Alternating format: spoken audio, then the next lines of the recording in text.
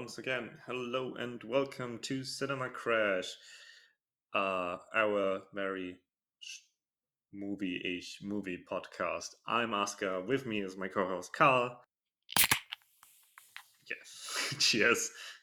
That's a cider. We're getting drunk today. I wasn't sure whether that was a cider or your neck snapping, but I just kill myself instantly. yeah, I mean, topical because you know who kills people? John Wick. We do not talk Oh, about so John Wick true. today, but what if John Wick worked at McDonald's? Isn't that like the greatest movie of all time? POV. You're at McDonald's and you see Keanu Reeves. And you forgot, like, Someone just killed his dog. someone killed his dog, and you forgot to put gherkins on his burger. Oh no. We're here back with the Mika Ninagawa series, where we talk about Japanese director Mika Ninagawa, all her films. We've already talked about her debut Sakuran and her magnum opus, widely regarded, Helter Skelter. Now we're on her third film, 6 years after Helter Skelter. She made Diner, based on a manga based on a novel, if I understand correctly.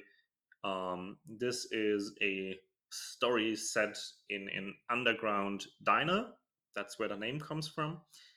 Uh, in which an ex assassin gangster dude serves food to all kinds of killers and hitmen and stuff, very eccentric figures. And we follow a girl called Ooba Kanako, which in Japanese translates to big stupid kid. That is what everyone refers to her. She is a big stupid kid. She has to basically forfeit her life because she gets caught doing stuff that she isn't even really responsible for. And her only way to survive is to work in this underground diner um, and meet all these wacky figures. This film is probably the reason why we're doing Mika Ninagawa as a series. I showed this film to Karl before, and back then he liked it a lot. Uh, so I was like, okay, come on, watch more of these films from the director I really like. And And of course I didn't. yeah, and then I forced you because we're doing a podcast. So yeah, do you have anything to add to like introductory thing, or do you want to talk about the film? What did you think of the film on rewatch, Yeah. especially, right? So on second watch, a lot of the things that struck me like the first time I watched the film, they they kind of lost their magic a bit. I still like it, obviously. Like this is very much my jam, a Mm, core, some might say. But I found myself a lot more invested in the things that I didn't really pay attention to the first time around. Both like good and bad, right? Like mm, Ooba Kanako, the main character, the first time around that I watched this movie, I felt more or less nothing for her. Uh, because I paid more attention to the dope fight scenes and mm, funny mobster guys, right? mm, Um, but I think that the choice of having this quite docile, passive character as a contrast to all of these eccentric, colorful, often very strange, right? Killer mm, types, criminal types. I think that's a very good choice. And also, like, having the knowledge of her previous filmography, I think the choice of adapting this more passive, a type of female lead, is mm, interesting, considering her previous two, Kiyoha and Liliko, have both been very, not always active, but always had this energy to them mm, that they are like very intent on something, right? Kiyoha, she really wants to leave the brothel, and she really wants to be the main prostitute. And Liliko, she's on top of the world. She wants to tell people what to do. She wants to do what she wants to do. She wants to be the best and be told that she's the best, right? And Mm, you have Oba Kanako, who at the start of the story, she's entirely alone, right? She was abandoned as a child. She has no one. She's working a dead end job.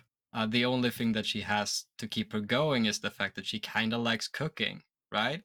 mm, And as we find out later, this is because, growing up when she was a child, cooking was the only, like, source of.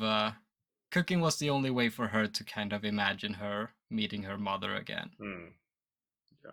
Um, this character who's more or less alive but not living, right? Mm, Which, when put into a world where people kill each other, and the movie has this constant excitement factor of it, that the stakes are always so high, right? She yeah. starts working at this diner, and the first thing, or one of the first things that Bomber tells her is that do one thing wrong and you will die, right? I can kill you, the guests can kill you, and if they do, I won't care, right? He Yeah. points towards a wall, and he says, "Look at all of these pictures of previous servers here. They are all dead.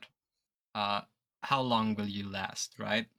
And the idea of having this character who, like I said, she's alive but she's not living, putting her in a life or death situation, and showing that, like, the want to stay alive, right? The desire to stay alive can be so incredibly strong even in the people who seemingly have nothing to lose. Was a really interesting choice. Yeah, yeah. I think especially compared to Kiyoha and Sakuran, where Sakuran had a patriarchal structure in which women are objects, right? A woman is basically a tool for the pleasure of man, especially like, as a prostitute. Hmm. And we have Kiyoha, who is very active, who tries to go beyond that, right? She tries to like basically get control over this place, get more freedom. And now this underground diner is like an even stronger patriarchal structure, where Momoro, he literally says he's king of the spices, even, right? Like Yeah. even the salt and pepper listen to him, or something like that. Hmm. um, and in the same way, Oba Kanako is put on a level with the objects in this, and like she's not even a tool for pleasure. She's you know not more than like a salt dispenser, in a Yeah, way. she has literally no value. Yeah. Uh And she doesn't even like, she tries to survive, but she doesn't try to get above that, right? So we've got this like ex- even more exaggerated patriarchal structure, and just even more exaggerated um feminine, like, you know uselessness in a way, right? So the divide between the two is just like made so much stronger than Sakuran and Helter Skelter uh, did it. And I think that's very interesting, just as a continuation, because yeah, Mika Ninagawa just does very different movies. She does them in fairly similar ways, but um, societal structures and the place of the women in them is always very different, and that's also something we'll see in the future. mhm. Um, you know, the next movie is actually about a man, which is weird for Ninagawa, and Yeah. her new one is actually in a matriarchal structure where a woman is boss. So Oh, that's that's going to be interesting. interesting to see. Yeah, the Yeah. new I film mean, is. we've talked a bit about Ninagawa isms, right? Yeah. Start like the female main character is a big one. And also, so far all of her movies have started with the female main character having a somber monologue. Hmm. This one is no exception, right? She says, I've learned not to trust anyone, like life is very dull, etc., etc. And the filmmaking as well in the early scenes um, hit this home, right? Because this is the Hmm. only Ninagawa film that is actually a bit blue. It starts on blue, which is very It starts on blue, different, yeah. right? Like Sakuran did use blue for like sadness, but none of the films would start on the color blue. Yeah. And it portrays like it uses blue very effectively, right? I think it's easy to jump to like, oh, this is exaggerated or this is heavy-handed, right? I think you're Mm, allowed to be heavy-handed, absolutely. especially when colors is your main like directorial quirk. Yeah. And this scene of her standing in the Japanese metropolis, right? Which Yeah.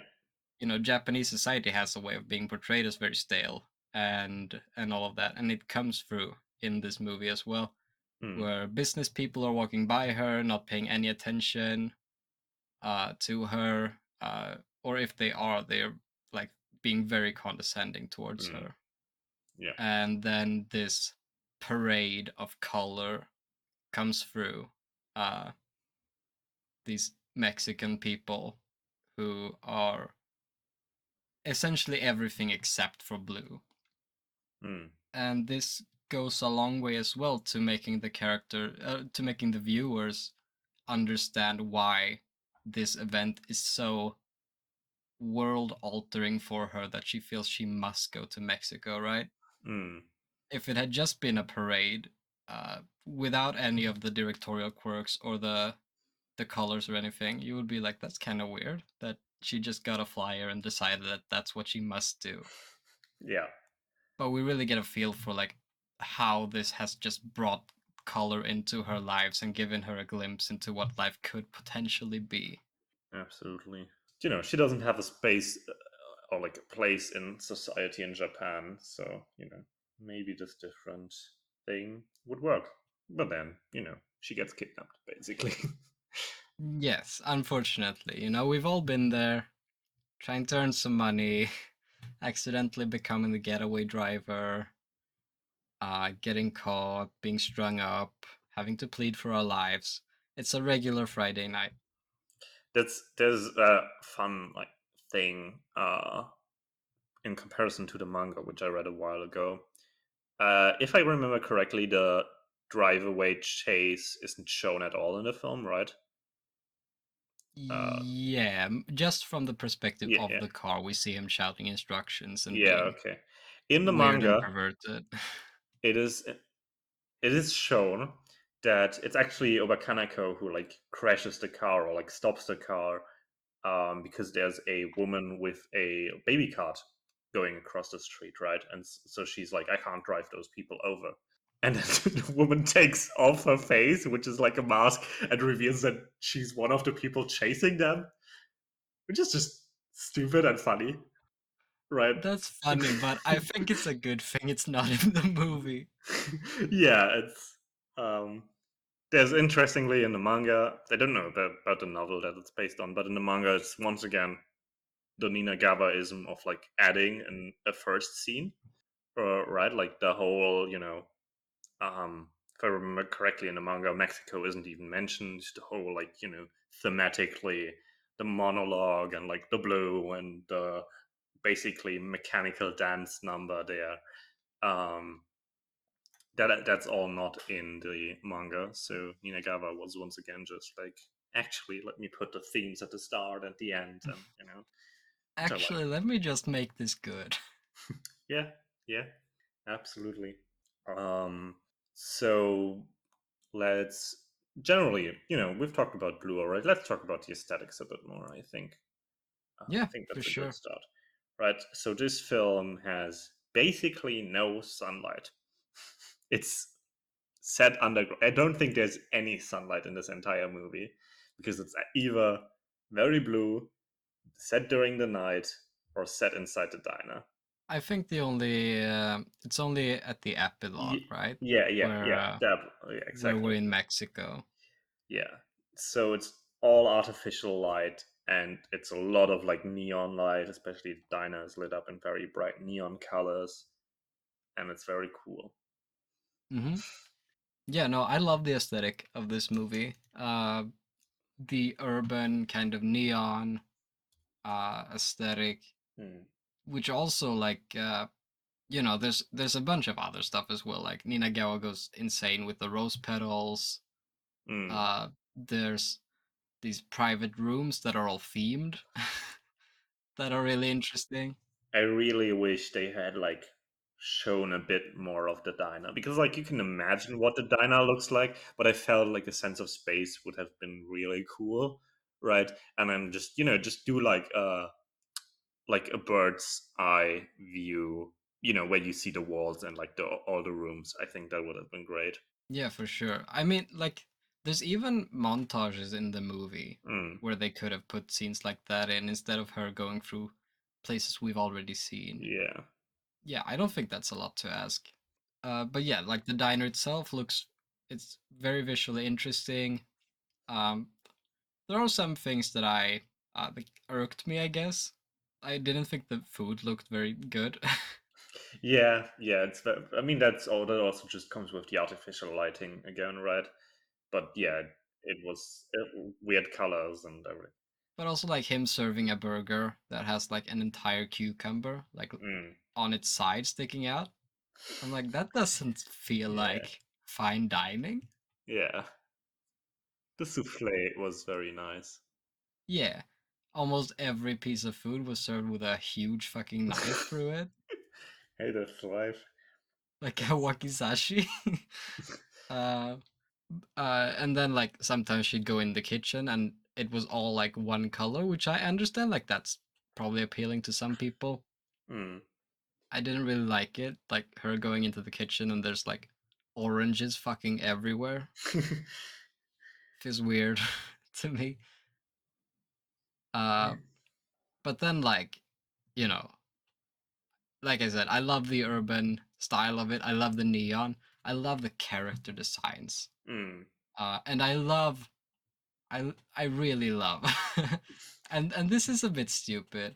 I understand that some people might like find it jarring or something, but I love that when a character is introduced, you get the like fighting game. Yeah, the like tribal graffiti. Yeah, Yeah, and they look straight at the camera and sometimes like break the fourth wall, like pointing at their name. yeah. I like that a lot. It's very charming. Yeah, Hmm. very funny. And as always, like Ninagawa, she does fun things with the camera as well. Shot compositions are often Yeah. very nice to look at. Dynamic camera Mm. comes up, especially towards the action scenes at the end that I really liked. Yeah. There's a CGI dog in this film, There and is a not CGI just for dog one in this scene. film. The dog is entirely CG. It's so weird. It's not bad CG. It's just weird. Yeah, there's CGI bugs as well. Mm. Uh, there's a Yeah, scene yeah, where a of course. guy eats a CGI bug. Another thing that we can tie right into like the artificial lighting and stuff is um, one thing that the film really likes to do is use this almost like spotlight light effect to a Hmm. way that it seems religious, right? Like heavenly light shining down on people. It does that a lot. And that is something I have noticed in modern Japanese film a lot. It's this like almost surreal use of light, of like spotlight specifically, to elevate people, to like, you know, uh, show their inner emotions, that they are at peace and stuff. I've been in for a while now, because a while ago I was asked what is like basically what is the Japanese national identity in film, right? Because I talked to someone, and like, Scandinavian countries, you guys have like the very depressing crime drama, right? Not that that's all the films you make, but that's No, that is actually all the films we make. okay. That is all. Yeah, right. We made That Charter is. Trip, and then all of the happiness disappeared. The happiness went on vacation. Uh, Yeah. so that's right. It's the Scandinavian thing. Germany has like these horrible romance comedies, Hmm. like horribly cringe stuff. France, I think, has like more complex relationship dramas. America has like Hollywood, obviously, but even in indie cinema, we have this like very clear idea of like the East Coast indie cinema. Right, you've seen Patterson, right? Stuff like that. Yeah. Spain is a bit more like not horror, but a bit more aggressive and stuff. And I was asked, what's Japan's national identity? And I should know that because I watch a lot of Japanese film, right? And there's been a lot just throughout the year, right? Like obviously there was some samurai films, there's J horror, which is very big, but like what's the thing they do nowadays? And I feel like this very theatrical, um, very staged film. That is maybe that's also just like manga adaptations in live action. That uses like some surreal things. A good example for this is Lichi Hikari Club, film that is going to be on the podcast at some point, but um, Mm-hmm. we'll talk about it right. Like, which is like a theater adaptation from the 80s or something, and then they made a manga based on the theater, and then they made a film based on the manga based on the theater. So it's this very theatrical thing, right? Like again, Dinah has the artificial light. It has these spotlights. It has people just being very theatrical. It has like very transgressive action as well. Like a lot of modern Japanese things are like very trying to go over the limit. That's something you see in Sion Sono films as well. Like basically trying to offend by being vulgar or stuff like that. Mm-hmm. Uh, or cutting people up into like a lot of pieces with oversized scissors. Oh uh, yeah, that does happen. yeah, that does happen in Diner, and I feel like Diner is very much like Ninagawa being like, okay, how do I make the most modern Japanese film I can do? And it fits, right? Because like the use of colors, it's like Ninagawa was predestined to make this kind of film, but Sakuran and Helter Skelter were still like very much different. And now this is just okay. I'm doing that, which maybe it was her inspiration, anyways. Um, Maybe. This is for sure a very different movie to what Ninagawa's done previously, right? Sakura and Helter Skelter are obviously different movies, right? But yeah. I think they're all more or less like character dramas. Hmm. Yeah. And this is an action movie. I also really think this film is just a love letter to her dad because we've talked about her dad, right? Yukio Ninagawa, one of the apparently more well-known theater directors in Japan. I think I've described what I've read about him. I've described to you as Shakespeare with cherry blossoms, Yeah. right? So he died in 2015 between Helter Skelter and Dinah. Oh, R.I.P. Yeah, rip to a legend. So the thing that put me on this track was that there's these that they talk about the old gangster boss who died, right? And Yes. you see the gangster boss in a car at some point, and you have these portraits of him. That's not the same person. That's not the same actor. The portrait is of her dad.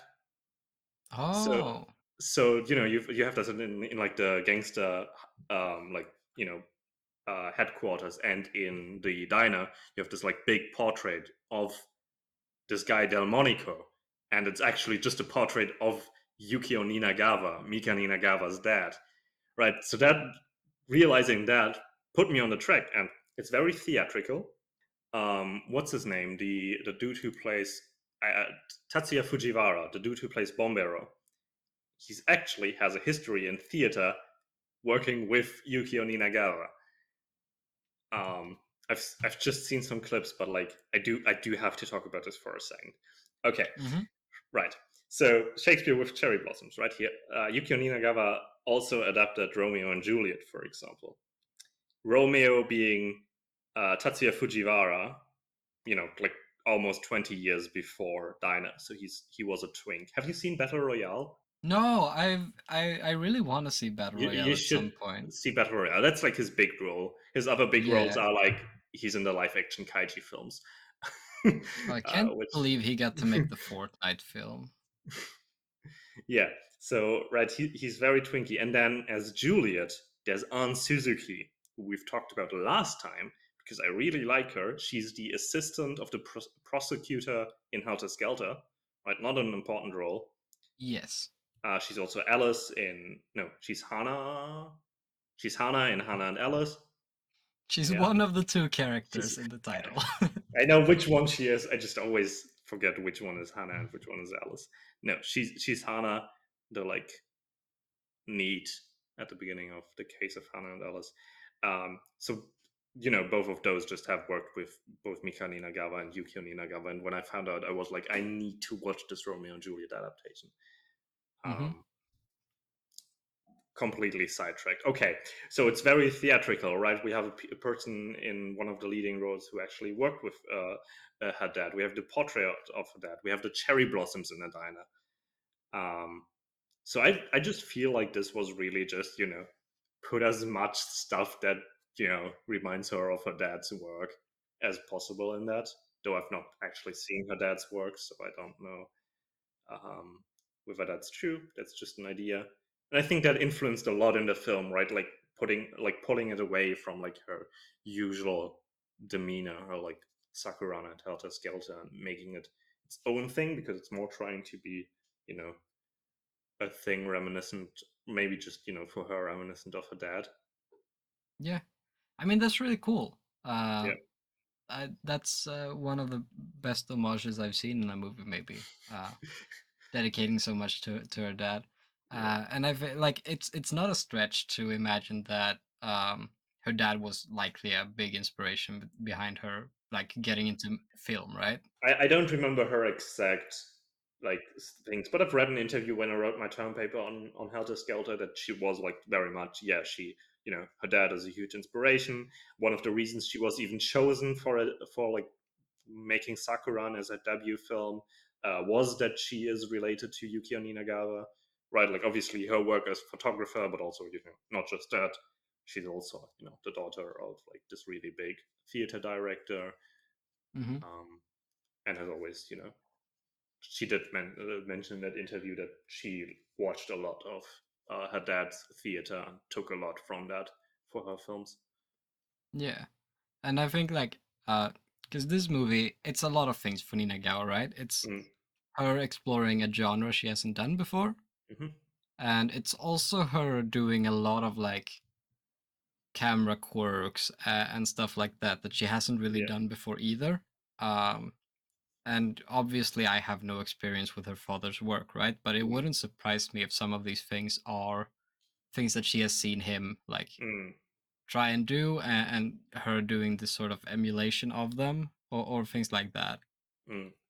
or just like her being a fan of her father's work and wanting to make something reminiscent of it Yeah. in his honor, right? And Yeah. that's also really nice and cool and a neat part of the movie as well. Mm, What did you think about like the this movie as compared to the other two, like in terms of directorial stuff, right? mm. Yeah. Were there any scenes you thought like fell on their head, or scenes that you thought were like an improvement on what she's done in her previous movies, or anything like that? Yeah, I talked about this a bit at the end of the last episode where I thought like, okay, Halter Skelter is like the most Ninagawa, right? Like it's just Sakuran turned up to 11, and Yeah, then she splits up into Dinah, which is just the style turned up to 12, or yeah, 22, I guess. The themes are like Followers, where she turns that up, her Netflix show, and I don't know. I guess No Longer Human is the thing in the middle. It's going to be interesting to revisit that. So no, but like the thing is, I think she turned down the themes again. We've talked about it a bit. The female protagonist doesn't have like this same feminist role that Liliko had, for example. But the style is just more. It's just excess. Um, and I think that's really cool. Like, sometimes you just want to see style over substance. yeah, And there's a lot of style in this film. I think you can really notice that it's based on like a more like shonen action manga based thing, where she was maybe not as comfortable, like, changing things up because she isn't as, maybe she wasn't allowed to, or she didn't like want to, or she didn't feel, you know, good enough, like good enough at the things that she can change some of the action bits. and because the manga, the film isn't shonen, right? It's action, but it's not this like shonen manga anime action kind of thing. Yeah. Uh, and you see some traces of it though, and I think that kind of falls flat, right? Like just it feels like some of the character arcs are trying to be like anime, but they aren't. They don't really get that same conclusion that you would see in like even just like a 12 episode TV show or Yes, something long I running. definitely agree with that. Which then also like explains the finale basically, in which um, Bombero basically sacrifices himself so Oba Kanako can leave, and then it's this very rushed conclusion of them sharing a kiss, even though they do not have a romantic relationship going on, right? Yes. And you can, I mean, you can explain it also as well as just, it doesn't need to be romantic. It can be just like intimate or whatever. It was a friend kiss. It was a Yeah, very it was. heated moment, you know. The adrenaline was pumping. Yeah, He yeah, was there, you know. Things happen, right? They yeah, both regretted it. They're very ashamed. yeah. I mean, you could just establish, the kiss as something that, as a goodbye, right? Like it doesn't need to be romantic. It's also like, but at the same time, it doesn't feel like the. I felt like a father-daughter relationship was really built up between the two. Yeah, or just friends, like a mentor. Yeah, I mean, they definitely weren't equals, right? They weren't like best buddies. They weren't equals, but there was also like this mutual respect Yeah, between them that he towards the end at least. yeah, towards the end, right? Like I wouldn't call it a mentor Yeah, relationship for most of the movie, right? It's a yeah, hostage relationship. Uh yeah, but like he for sure like was intrigued and respected her will to live and her desire to go on, right? yeah. Especially when he's gone for the movie seeing like Skin, his what we can presume to be his best friend, like Mm, kill himself because he has nothing more to live for, right? yeah, And seeing this girl who also seemingly has nothing to live for just keep going. yeah, Uh, like it becomes clear that he holds some level of respect for that, right? yeah. Exactly. But the romantic relationship is never there, and you know we can talk a lot about like was it a friend kiss, right? I think in movies, like generally, it is never a friend kiss, Yeah, I mean that's right? definitely something fun. Yeah, the thing is just like right. I felt like the finale was like, okay, we need to finish this arc off. We need to finish Yes. this even just platonic relationship between Kanako and Bombero. We need to finish that, but we would need another 20 minutes of like one episode just to finish it off. But they don't have that, and Yeah. that's where you see really that like manga anime kind of feeling in there. And I think that falls a bit flat. Hmm. So she to this point she hasn't done any original work yet, or anything that isn't based on a manga. And that's interesting because like Helter Skelter didn't really have those moments, right? Or like even Sakuran, where it felt like, oh yeah, this is definitely something that happens because it's based on a manga. Yeah. It's difficult with adaptations, right? Yeah, Because definitely. it's hard to adapt everything, and I think with Helter Skelter, at the very least, she felt like she was more willing to maybe let go of subplots that weren't integral, right? We Yeah, don't get a lot of insight into the prosecutor and his gang. yeah, We don't get a lot of insight into Liliko's sister, right? I don't know what was in the manga, but mm. those are the two subplots I imagined to be there. Yeah. I think it's also that the both Sakuran and Helter Skelter, if I remember correctly, are fairly short and finished manga. Hmm. I don't know if Diner is finished, and also obviously there's the books, the novel that is obviously finished. I don't know how long it is. I know the manga is way longer than Helter Skelter and Sakuran at least. So Hmm. like maybe Sakuran and Helter Skelter were more like an additive thing, right? You could add stuff in without like changing what is already there that much. Um, while in Dinah, she had to subtract, she had to exchange things more, and was maybe not as experienced with that, which led to Hmm. some of the issues. But there's cool action, Yeah. so who cares? Yeah, I mean, like there is a lot of things going on in Diner, Yeah. right? There's a lot of characters.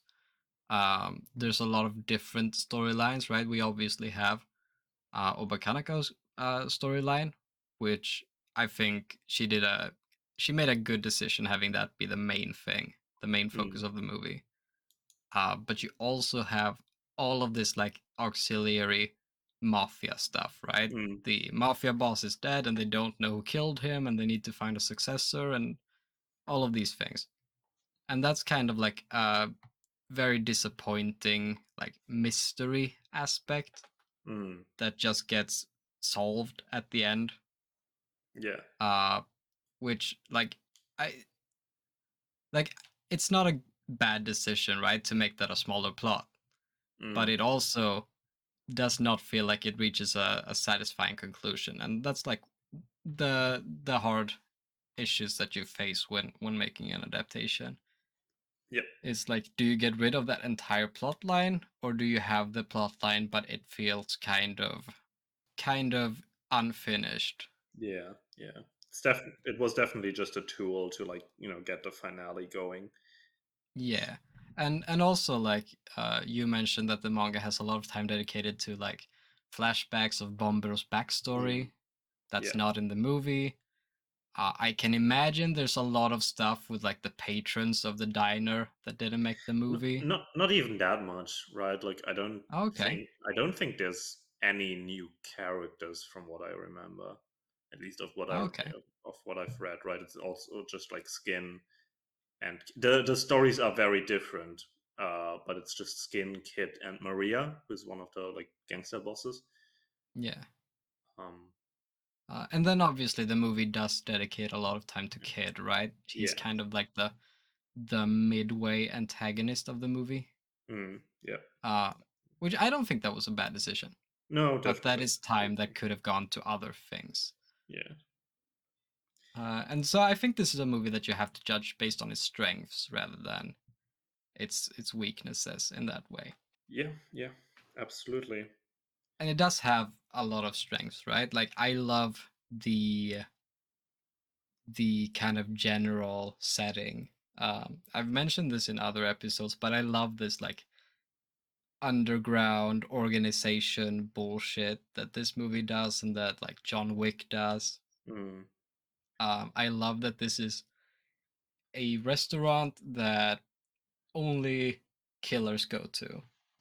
Because when you've already set it up in this way that everyone there is a killer who doesn't abide by society's rules, you get so much more freedom in how to portray these characters.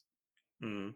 I could watch a 25 episode series of just like Bombero and Ooba Kanako running this diner and random guests coming in, Absolutely. Yeah. right? Like, have you seen Death Parade? I've seen Death Bird. Yeah.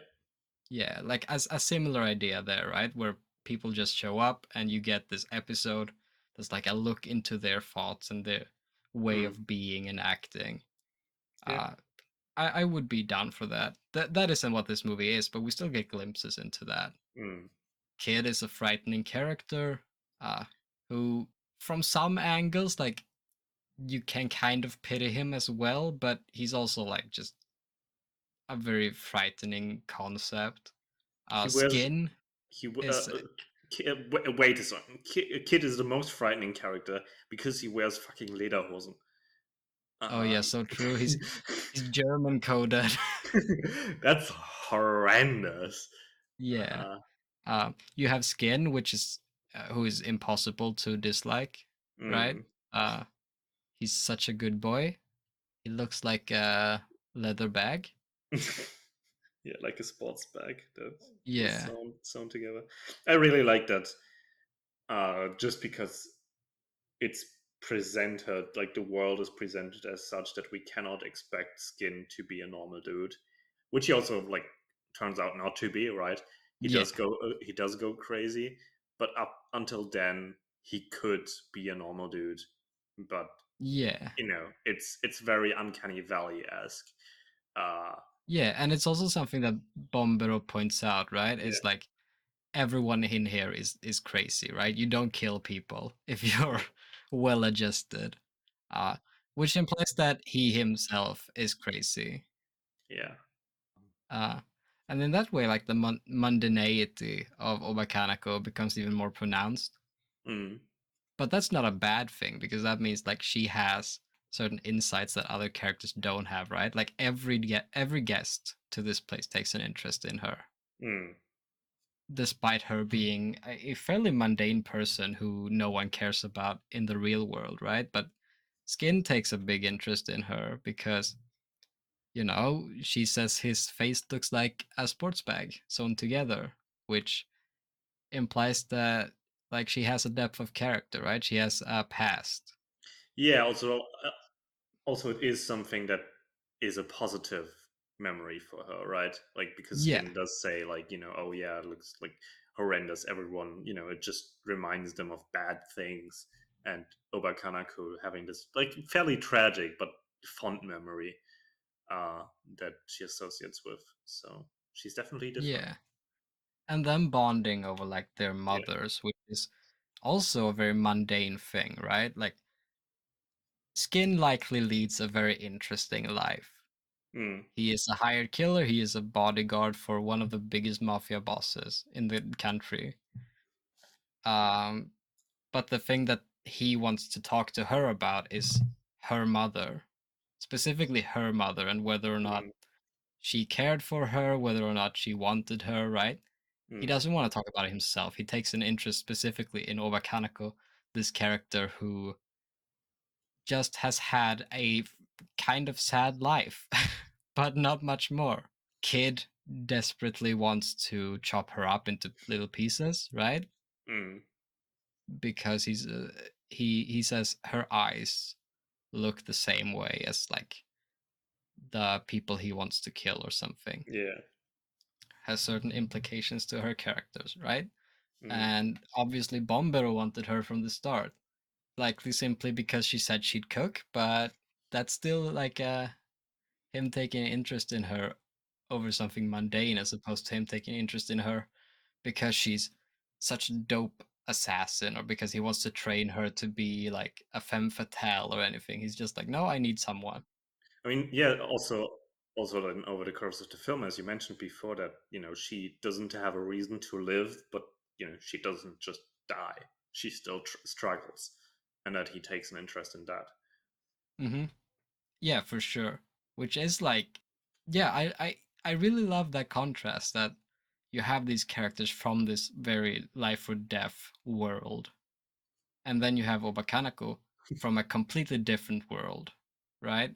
And her desire to live is still so much stronger than these people's. Like in many ways, she is stronger than the most ruthless killer. Uh, and that's just really neat. The scene where she has the opportunity to leave the diner with Bombero pointing a Mm. gun at her Yeah. head, and she just like accepts her death more or less. Mm. She's like, if you want to kill me, then go ahead, right? But I'm gonna be a chef. A chef. I'm gonna stay here with you and have you teach me. Mm. And that's pretty ballsy. Yeah. Feminist icon. I don't know. I mean, The being a feminist is accepting death. something like being a woman is accepting death. Yo, so true. Shout out to America. No, specifically, specifically not. Never shout out America.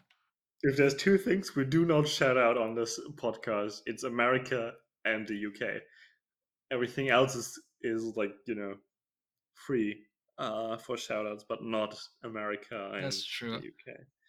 I want to formally renounce my shout out of the United States of You do America. not gotta hand it to him. Under no circumstances do you gotta hand it to the US. Uh, yeah, Yeah. no, I love the juxtaposition of the characters in that way. Uh, the mafia like elite are all like dope, but Mm, unfortunately they suffer from what we previously discussed, which is like they don't really have any depth, even though they have cool ass designs yeah. and there is like the possibility of a neat like mafia inheritance Mm, showdown story there. yeah. The movie simply doesn't have the runtime. Although the final like showdown scene that we do get is pretty dope. Mm. I I'm did very like it a lot. I'm very sad that Maria didn't get to do much because she was actually the most important one in what I read of the manga. Where that whole showdown wasn't there, but it was implied that she had like she was like an ex-lover of Bombero's, Oh, okay. and right, like She's kind of there's this. Joker pilled. Yeah, she's very joker pilled. There was this like really interesting little arc where, if I remember correctly, she comes in like with a new lover, um, who's like trying to kill Bombero, and it's very like, oh, you don't know if she's like on Bombero's side or not, and that's played out for a while, and in the end, Bombero only wins like this battle because like Maria was like giving him very hidden signals, which are just things she did back when they were in a relationship, right? Just like behavior that nobody Uh-huh. like knew was weird, and like Bombero picked up on that and knew that, okay, yeah, this guy's trying to kill me. Um, I Something see. like that. It was interesting. It wasn't like perfect, but it was like an interesting layer to a character that gets like entirely thrown out, right? Yeah. Um, Not that the lady in the suit who is important Oh, isn't cool. Burace. Yeah, she's very Yeah, cool. she's sick. Also, Maria in the film was played by Anatsuchiya, who played Kiyoha and Sakuran. So that Right. you know, Yeah, I so thought she looked familiar. just like almost 15 years later. Yeah. Final showdown scene was really fun. Mm, I think especially considering it's Ninagao's first like attempt at this, yeah. I really liked it. Like they used the furniture, they Mm. used the set to its fullest extent, more or less. Uh, Film also just turns into like The Matrix and a John Woo film for like yeah, one but that's shot. so cool though. I don't know why they did it just for one shot, right? Like there was one time that like bullet time slow mo thing that just Hmm. is obviously every film trying to be The Matrix, and then Yeah, that Burezo and Bombero like jumping in slow mo, shooting it past each other uh-huh. while shooting it, right? Like it's so dumb, but it's like taking straight out of a John Woo film, and that's just the Yeah. dopest shit. Yeah, the bullet trails, Yeah. and like the comparison between Bombero and John Wick, like it's not Hmm. unfounded. He very Yeah, much is a definitely. John Wick in this film. Yeah, He's yeah. and I love John Wick style characters, so I'm not complaining. He's oh he used to be a killer, and he was the best killer in the world, but now he's Yeah. retired, and you don't want to see him get angry, and that also supports like why he can run this Mm. establishment where Yeah. everyone is a murderous lunatic. It's because they're like more than they want to kill each other, they don't want to be killed by Bombero.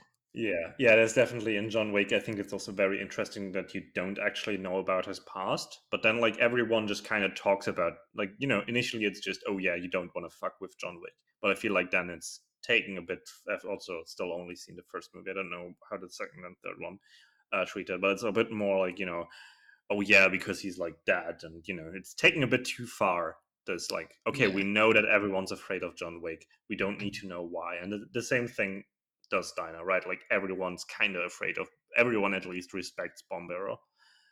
yeah. Um, I think the charm of the early parts of John Wick is like the myth of it, and then yeah, when we exactly. see the truth of it, it kind of Yeah.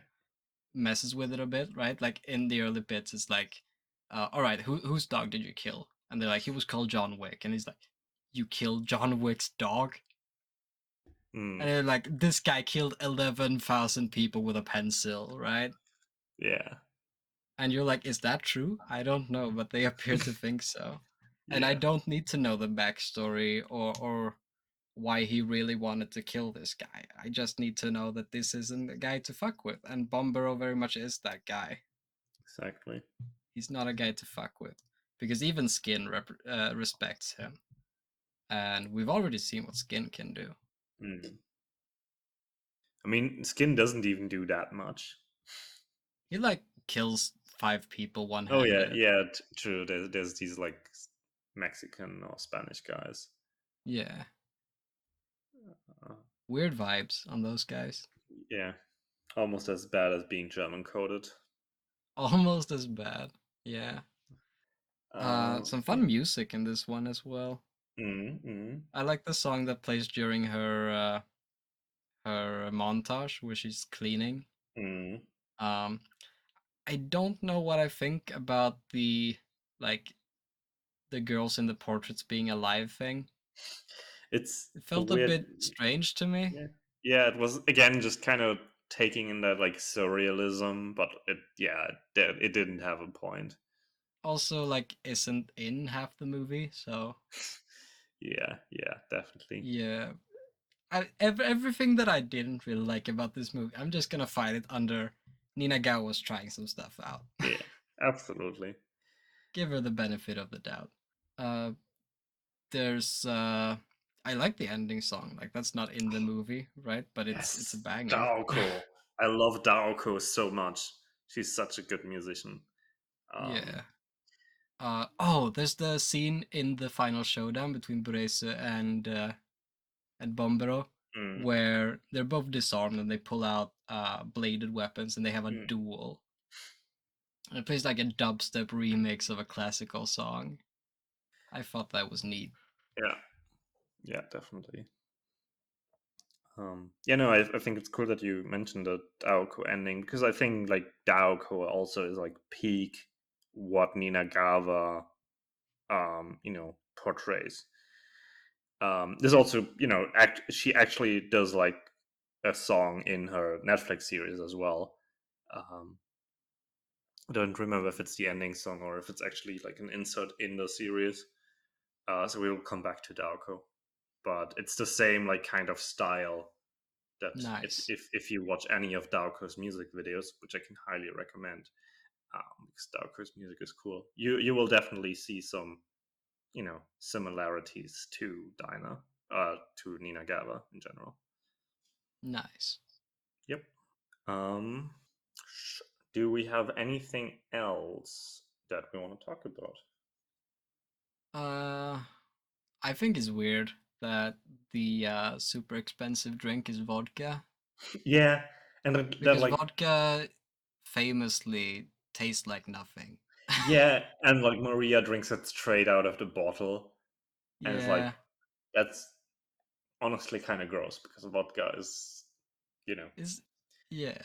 It's a role that I would have expected to be given to champagne or yeah, whiskey yeah, or like a fine spirit, right?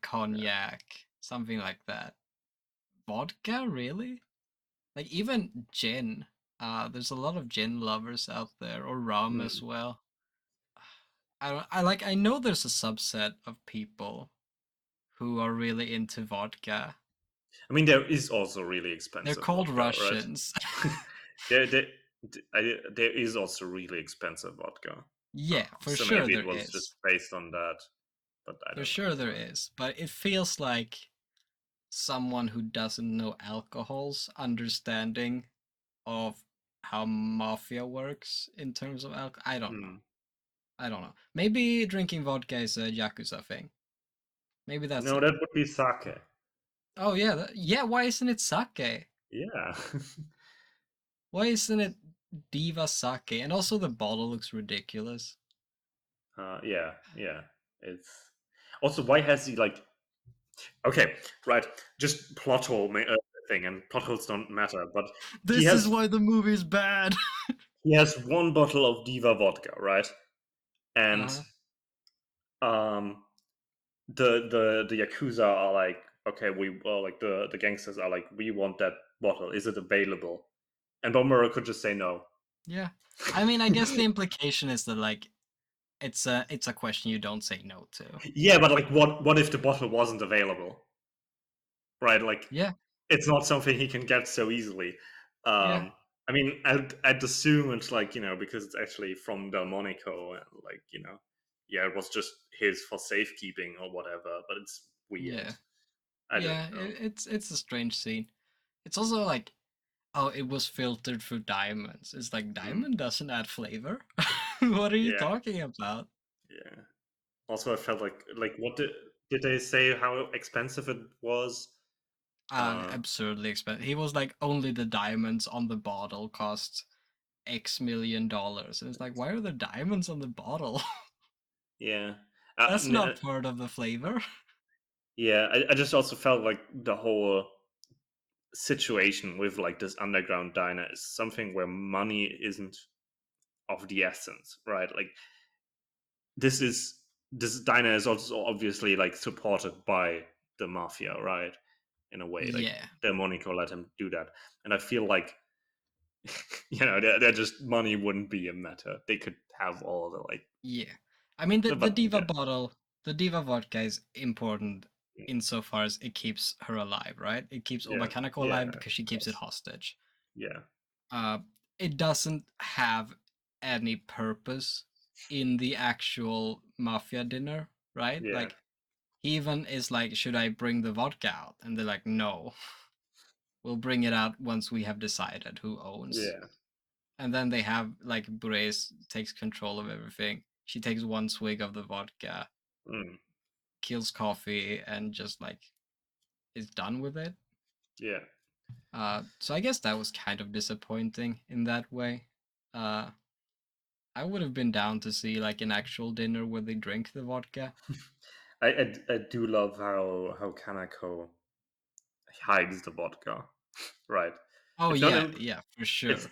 it's not Big shown brain. where she hides it, and then she just puts it back into the safe. I remember in the manga, she just hides it on a shelf above the safe, and It then was I think it she was also, hidden on a shelf above the okay, door. okay, oh yeah, yeah, exactly, okay, and then she puts it back in the safe. That's just galaxy Yeah, brain. Love that for her. yeah. I also love the implication that like Bombero never checked the safe again. He's like, ah, Yeah, no reason, I or mean, like didn't have anything else he wanted to put in the safe. yeah, He's like, well, I guess for now, like I can put all my billions of yen in the safe now that I don't have the diva vodka in there. he should have put skin souffle in there. Yeah. Also, like, you know, if I was Bombero, I maybe would have told my employee that Skin goes into a murderous rage if he doesn't have a metal coin in his Yeah, souffle. yeah. Feels There's, like an important thing to mention. I mean, I'd assume that just because she's like at least the seventh waitress, it's like, okay, yeah, you're not gonna live long enough. Like, yeah, why bother explaining the same thing a dozen times, right? When Yeah, but it's in also 2 weeks, like, they're gonna get a new one anyways. yeah, but I feel like he wants his friend to live also. Yeah, and then even when Skin offered to buy Kanako, and it's like, okay, you have your freedom if you just give him the bottle of vodka, and she's welcome. This is the middle of the podcast. I don't remember how that bit goes, but here's a Monty Python reference for you. I'm back. Welcome back. Thank you. Um, okay, seamless transition. Uh, yeah, there's a lot of weird stuff, but I don't think it's weird plot holes. We don't need to talk about those because they are unimportant. Like everything can be like hand waved away by saying Bombero is a weird guy, right? Mhm. Yeah, definitely. And like plot holes aren't important. We're not cinema sins here. Yeah, Uh, so, um, cool film. Just it's fun. cool film. Really Uh, cool film.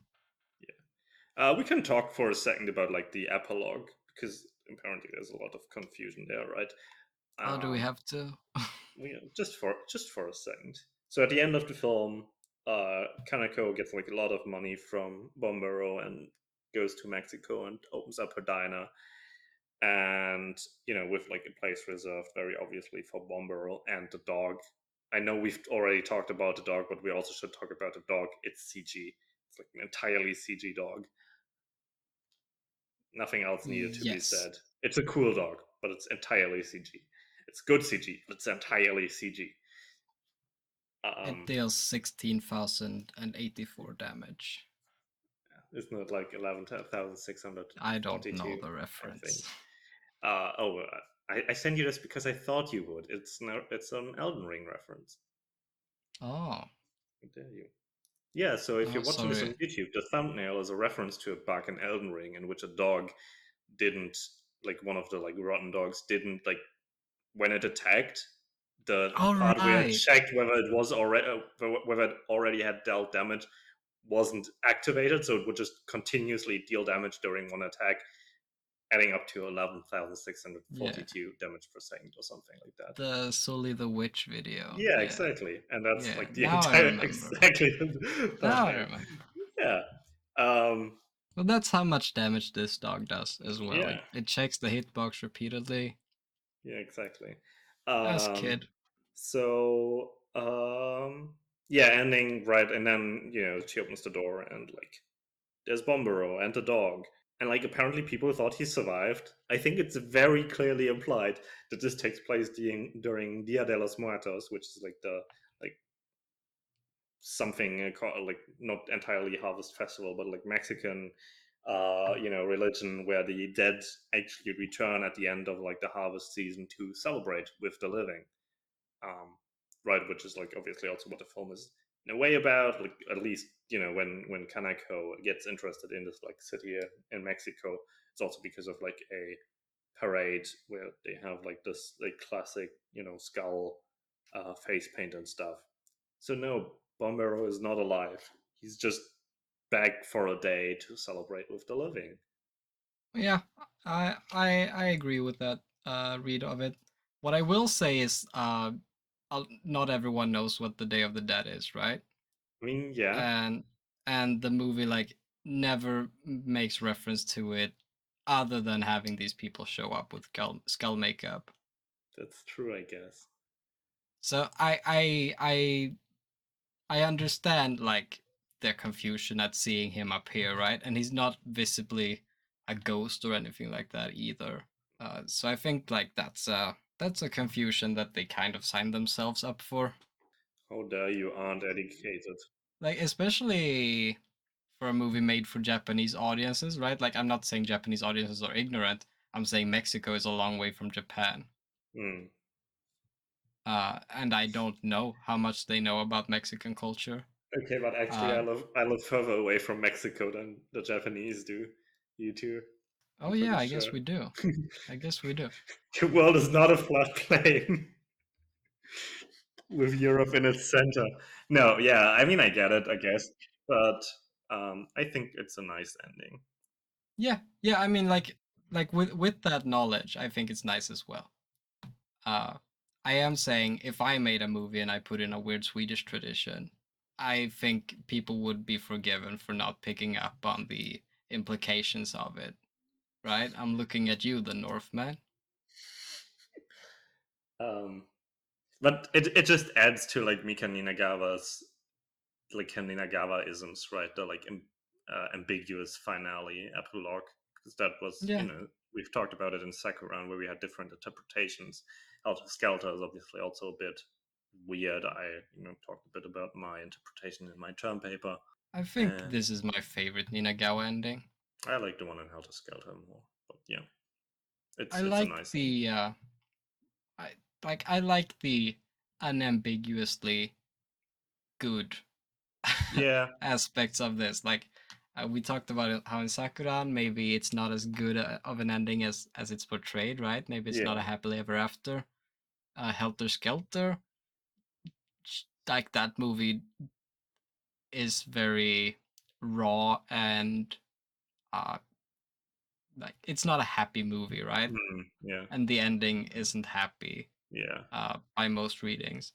And this ending is nice, right? Like mm, she got out, she's alive, she's grown as a person, and she is uh in this place where she feels right, right? mm, She's learned to live for herself, and she's doing what she loves, and the memory of Bombero is still there, and apparently the spirit as well for at least a day.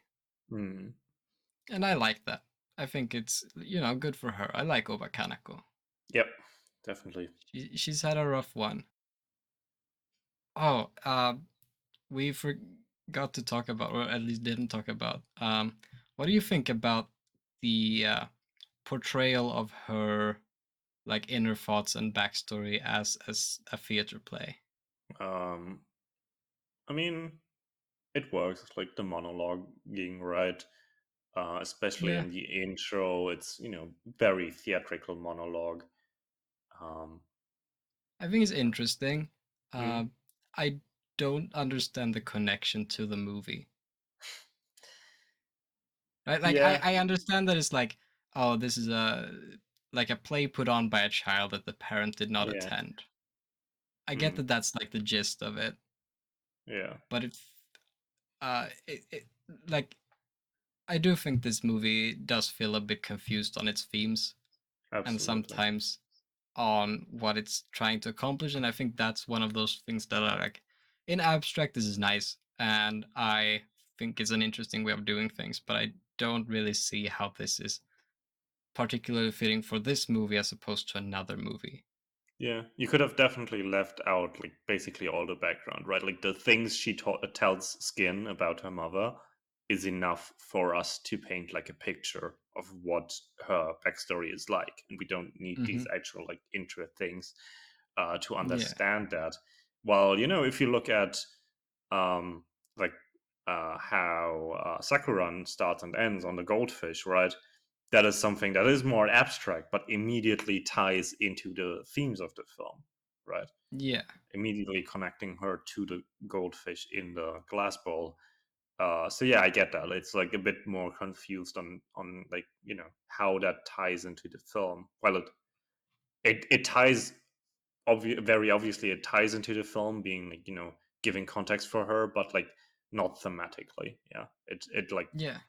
is a bit pointless, but it's a Yeah, very good and scene. that's not to say like they were bad. Like Mm, the part where she looks into the audience and she says with mm, a smile on her face, "I'm gonna open a restaurant and then my mom will want me, right? Then my mom right. will want to visit me and I'll make her good food." And you see the grandma behind her just break out into tears. Mm, Like that's that tells you what you need to know yeah. visually. Uh, and I think that's nice and cute and kind of sad. Yep. Another part that I thought felt a bit confused is the bit where the diner's being broken into, right, Mm, by Blaze, and Bombero decides to teach Ooba Kanako to cook, mm, and it cuts back and forth between the two groups, mm. but the cuts don't have much of anything to do with each other, right? Yeah. They're not in, like, you know how people on Twitter will post like, this is the best cut in cinema history, and it's like someone chopping someone's head off and it going into chopping a piece of food or something. That was the best cut in cinema history in 1925 or whatever, when the Russians invented the montage. Uh, Yeah, true.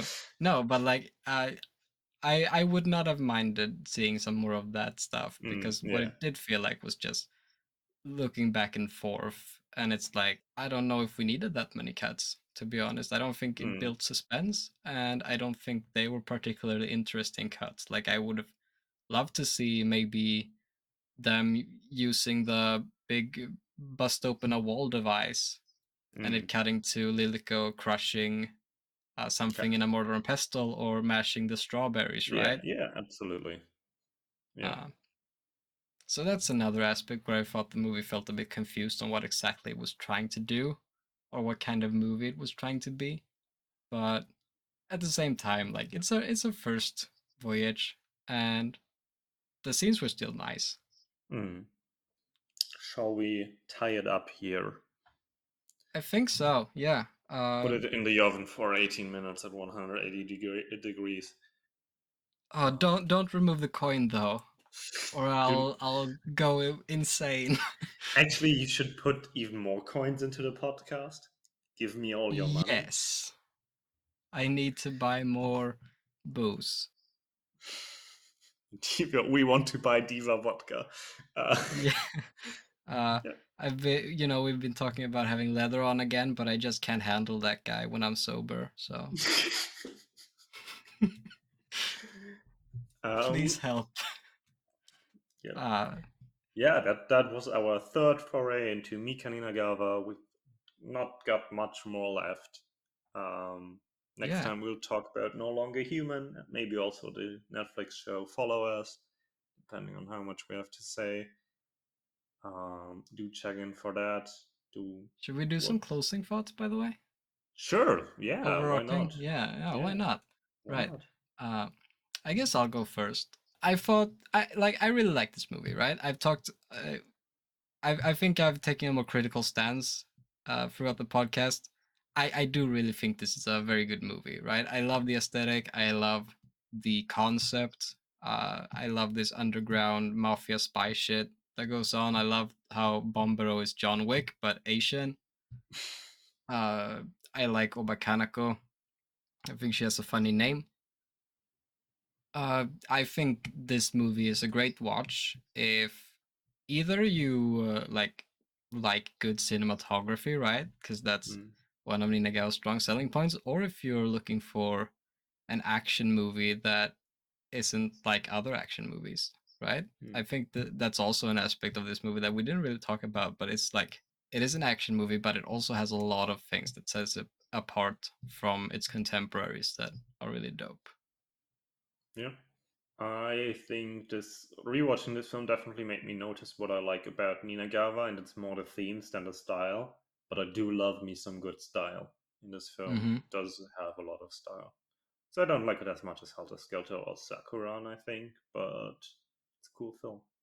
Can Yeah, I recommend. think I would put this above Sakuran, but probably worse than Helter Skelter. Like, this is more to my particular sensibilities than Helter Skelter, but as a cinematic experience, I think Helter Skelter is tough. It's tough for Nina Gao to beat that one. Hmm. Yeah, we'll see whether she manages to. So, yeah, next time, No Longer Human, based on the. Well, it's not really based on the book, it's more like a fictional biography of Osamu Dazai, uh, just named after his most famous book, which is also a fictional biography. Uh, yeah, Yeah. uh, and tune in for that, and subscribe and like and share, and I don't know Yo, what else. smash that motherfucking like button. Smash that motherfucking like button. Thanks for listening, and we will see you in 2 weeks. Yeah, bye.